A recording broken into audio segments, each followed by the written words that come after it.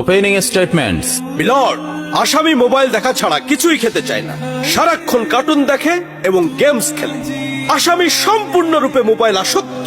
Objection milord. Objection overruled, you may proceed. আসামি তার বাবার মোবাইল দেখতে দেখতে হাত থেকে ফেলে ডিসপ্লে ভাঙারও রেকর্ড আছে।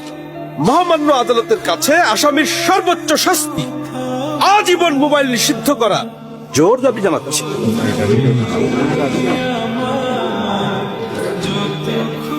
Order, order.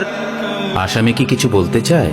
হ্যাঁ, আমি ভুল করেছি, আমি অপরাধী।